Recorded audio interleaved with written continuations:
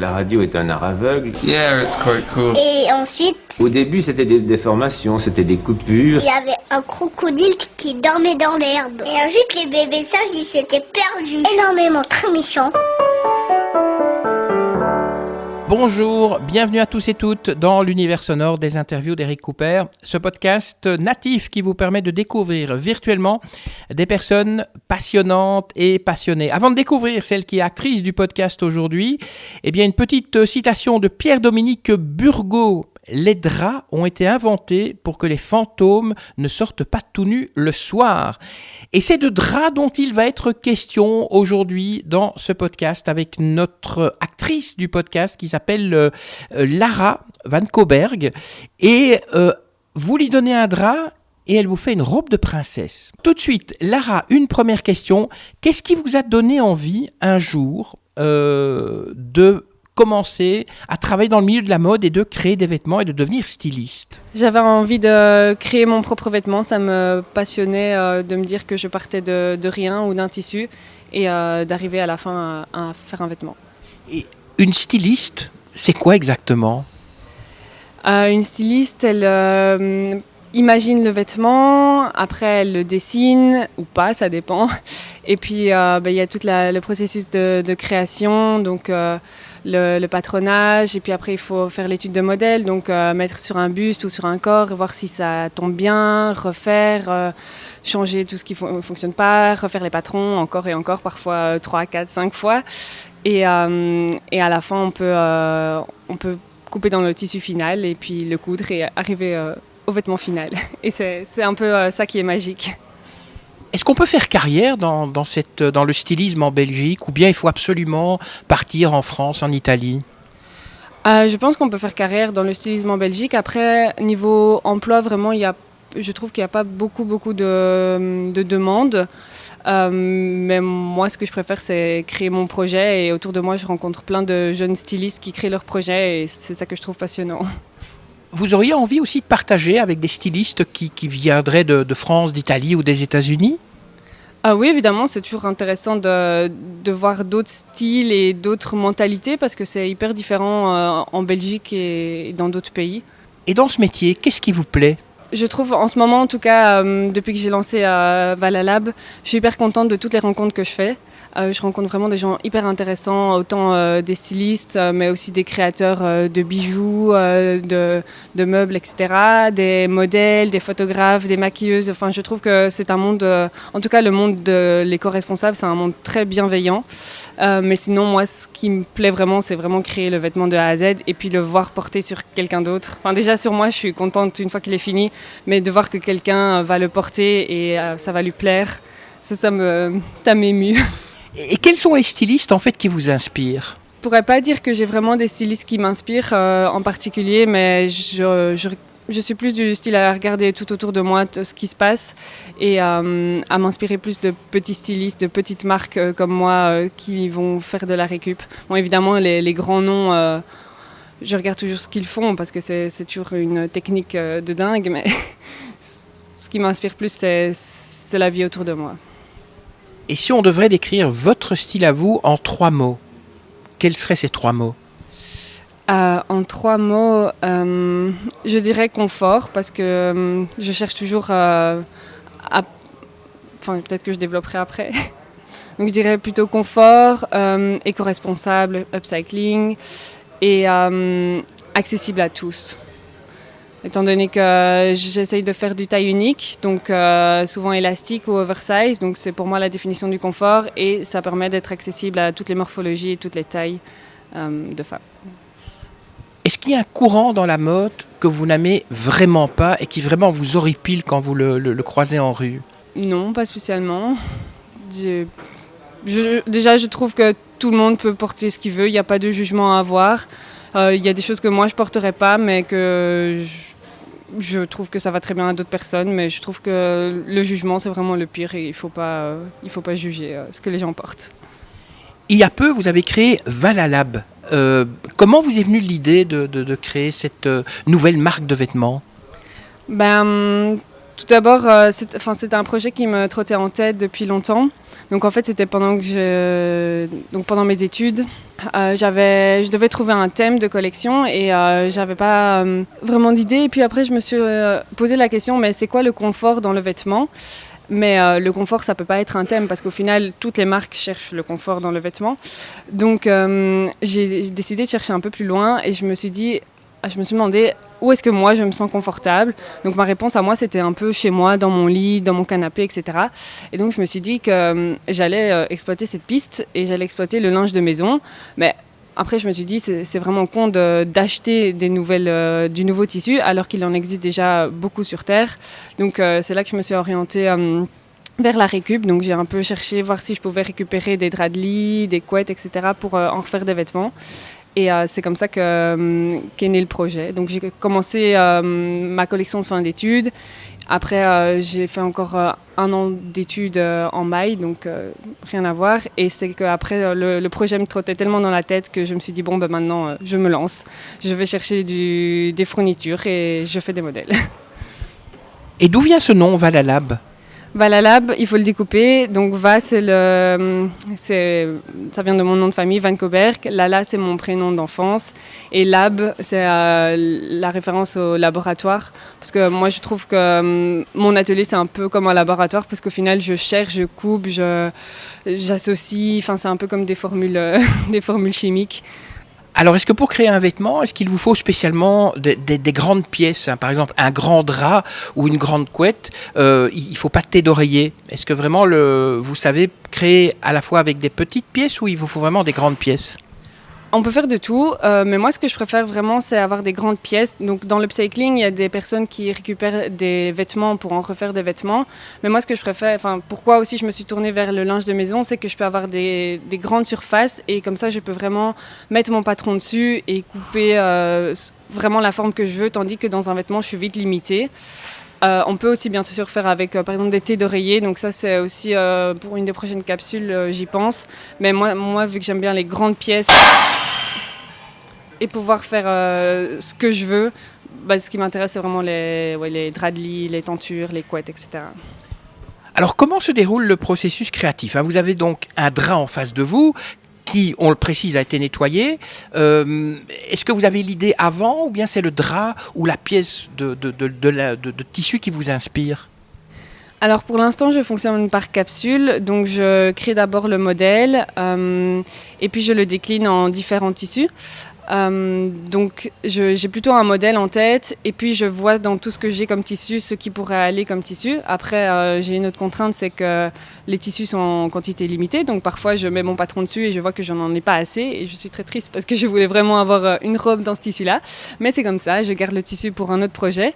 Mais j'ai quelques tissus qui sont mis de côté parce que je vois une pièce dedans mais je l'ai pas encore créée, mais ils sont mis de côté parce qu'ils peuvent pas aller dans d'autres pièces.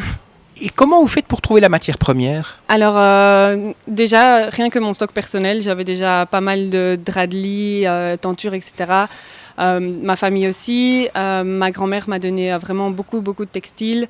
Et sinon, je fais appel à des ASBL comme Terre qui récupèrent et qui ont mis de côté pour moi du linge de maison.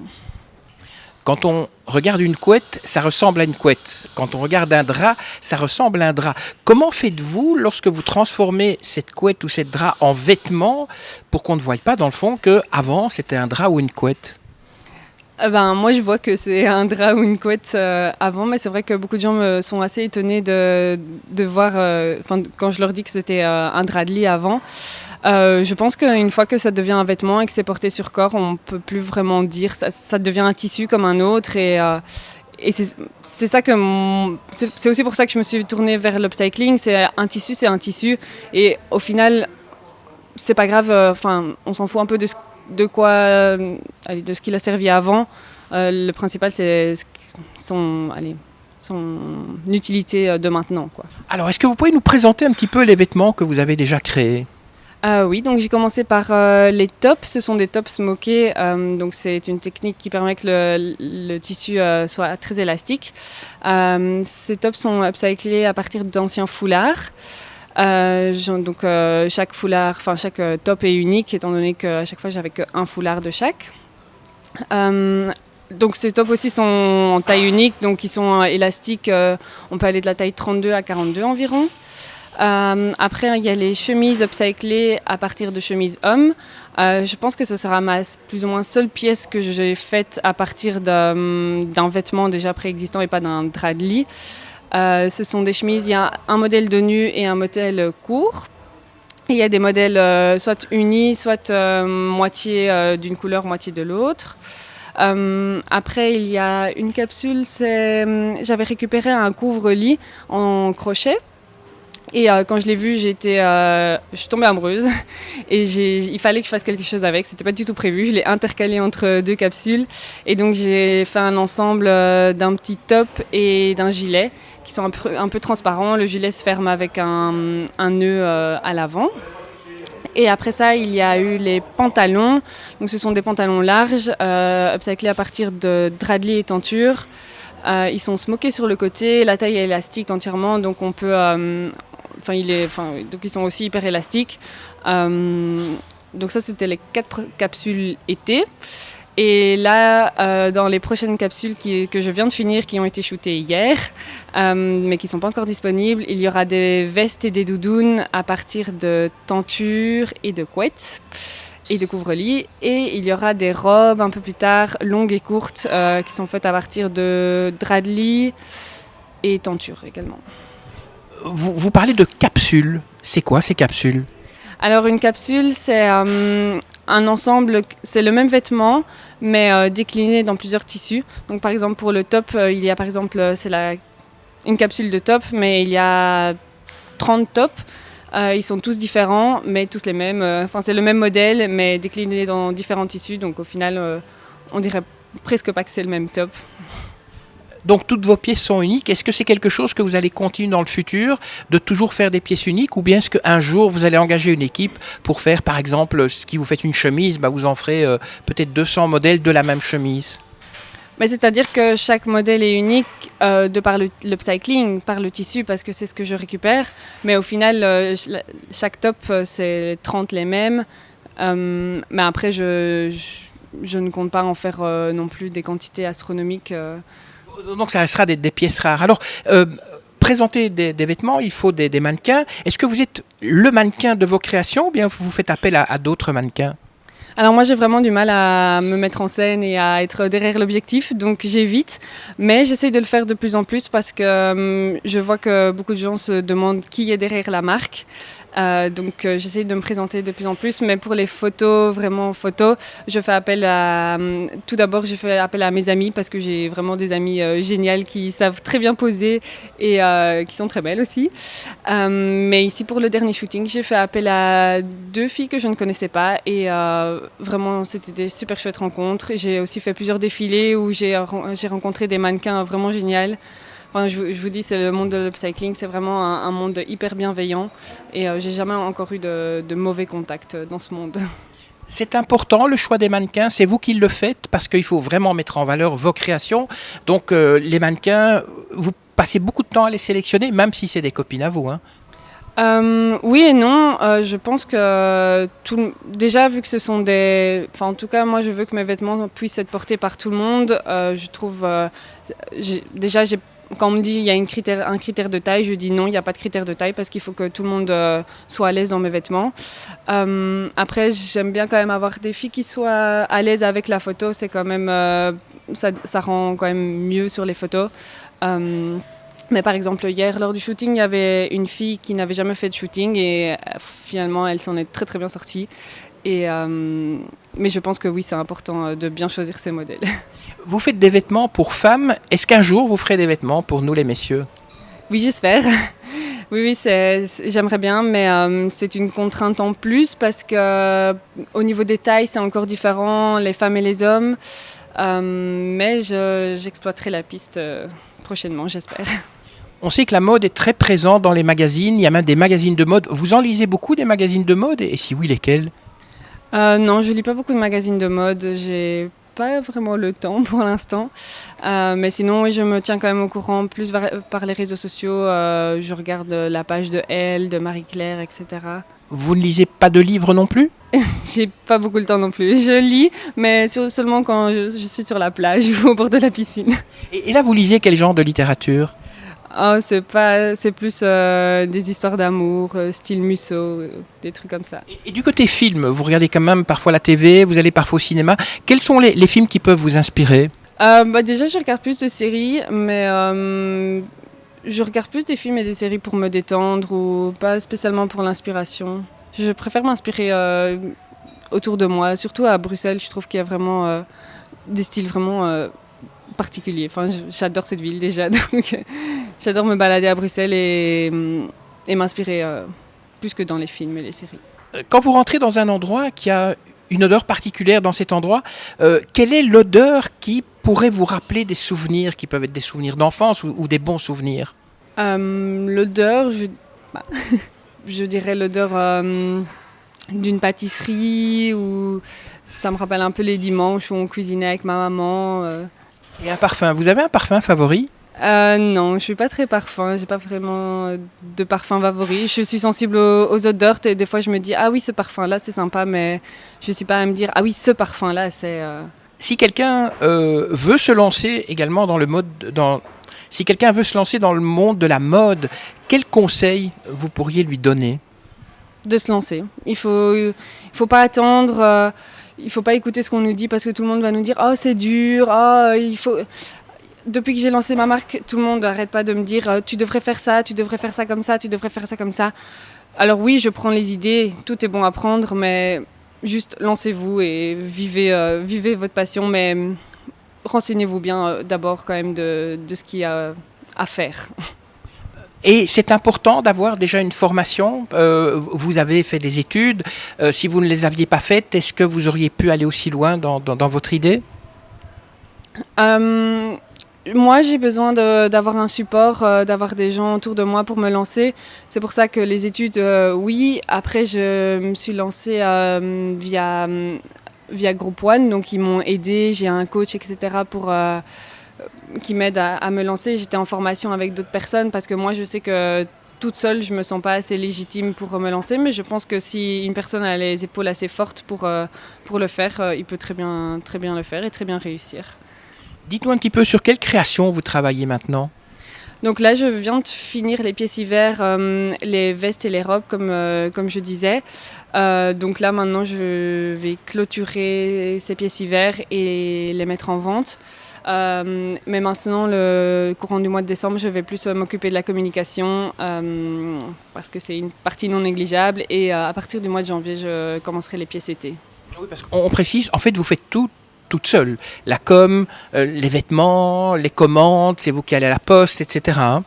Oui, c'est ça. Je fais tout de A à Z toute seule. Et c'est vrai que j'ai un petit peu encore du mal à gérer mon temps, à avoir assez le temps pour coudre et pour gérer la com. Et donc, il faut encore que je trouve mes marques à ce niveau-là. Et comment fait-on si on veut acheter vos réalisations? Doit-on se rendre sur un site? Est-ce que vous avez un magasin? J'ai un site internet, donc valala.com, mais je suis également présente dans différents magasins, dont le magasin Wabi Sabi à Namur, le magasin, l'espace créateur du magasin OAC à Wavre. Je suis aussi présente sur différents marchés de Noël, comme un marché de Noël à Wavre, ici le 4 décembre, le Bruxelles Maker Market le 12, marché de Noël à La Hulpe au restaurant le 13. J'essaye d'être présente sur plein d'événements, mais en tout cas, la collection permanente est sur le site. Est-ce qu'on peut vous passer commande aussi? Parce que là, si on va sur votre site, c'est des vêtements qui ont déjà été réalisés. Si on veut quelque chose en particulier, est-ce qu'on peut le faire ou pas? Pour l'instant, non. Je fonctionne que par capsule parce que c'est plus facile pour moi de créer le vêtement et de le vendre après. Mais par la suite, c'est dans les projets, j'aimerais bien que les personnes puissent m'amener leur linge de maison ou pas, ou que je prenne ce que j'ai. Mais l'idée, c'est vraiment qu'une personne m'amène son linge de maison, par exemple son drap de lit d'enfance ou d'adolescence qui ne sait plus utiliser ou qui ne veut plus utiliser et d'en refaire un vêtement. Donc, et sur mesure et qu'il puisse vraiment raconter son histoire à lui. Une dernière question, on a des draps et des couettes à donner. On peut vous les apporter, les envoyer par la poste? Comment ça se passe? Est-ce que vous en avez encore besoin aussi? Pour l'instant, j'ai déjà un très gros stock. J'essaye de me limiter, mais je n'y arrive pas parce que je me dis qu'il y a toujours des pépites. Donc oui, on peut m'en donner, mais pas trop non plus parce qu'il faut que je stocke tout ça. Mais oui, donc on peut. Moi, mon atelier est à Wavre, mais je suis souvent à Bruxelles, je peux me déplacer, etc. Et vraiment une dernière question, votre avenir, vous le voyez comment? J'espère pouvoir développer Valalab et pouvoir prendre peut-être quelques personnes avec moi pour m'aider et pouvoir avoir mon propre atelier. Parce que pour l'instant, mon atelier, c'est ma chambre. Mais avoir un bel atelier avec tous mes tissus rangés, bien rangés et avoir quelques personnes qui puissent m'aider. Merci à vous, Lara, de nous avoir parlé de votre passion et de la façon dont vous transformiez des thés d'oreiller et des draps en robes de princesse. Que pour les princesses pour le moment, peut-être un jour, qui sait, peut-être que vous allez habiller les princes. Alors, si vous êtes intéressé d'en savoir un petit peu plus, n'hésitez pas à aller sur le site valalab.com. Valalab.com. Comme d'habitude, vous avez aimé le podcast? Vous likez. Vous avez aimé le podcast? Eh bien, vous le partagerez sur les réseaux sociaux un maximum. Vous avez aimé le podcast? Abonnez-vous pour être informé avant tout le monde de la publication du prochain podcast. Vous pouvez aussi, bien sûr, m'écrire. Je vous dis merci. Je vous donne rendez-vous la semaine prochaine. Que la force soit avec vous et à très bientôt. Ça y est, c'est fini.